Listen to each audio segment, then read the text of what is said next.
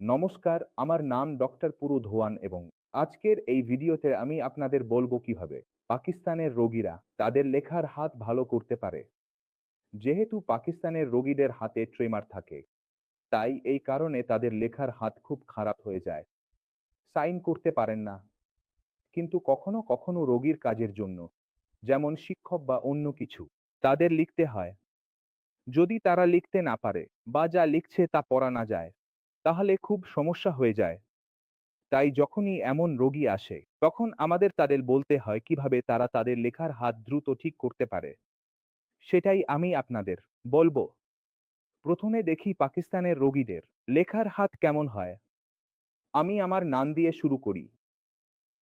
যখন তারা লিখবে, তখন হাত এভাবে কাঁপতে থাকে এবং এটা ভি ভি ভি ভি প্যাটের মতো হয়ে যায়। তাদের হাত এভাবে কাঁপছে। যত বেশি ট্রেমার, ততই টেডি মেডি। লাইন তৈরি করা, অফিস তৈরি করা তাদের জন্য খুব কঠিন হয়ে যায়। এর সমাধান হলো আপনাকে প্রতিটি অক্ষর আলাদা আলাদা লিখতে হবে। যদি আপনি জয়েন না করেন, আলাদা আলাদা রাখলে আপনার লেখা পরিষ্কার হয়ে যাবে। যদি আপনি একবার একসাথে পেন না তুলে লিখেন, যেমন আমি এখানে লিখছি, তাহলে এটা টিডি হয়ে যাবে। ঠিক আছে, লাইন কন্ট্রোল চলে যায় আপনার হাত থেকে। কিন্তু যদি আমি এটা ডাইরেক্টলি লিখতে শুরু করি, আলাদা আলাদা লিখি, পেন তুলে তুলে রাখি, তাহলে আমার লেখা পরিষ্কার হয়।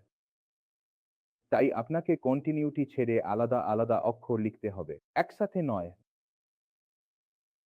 যদি আপনি এটা করতে পারেন, তাহলে 5 মিনিটের মধ্যে আপনার লেখায় অনেক বড় পরিবর্তন শুরু হয়ে যাবে।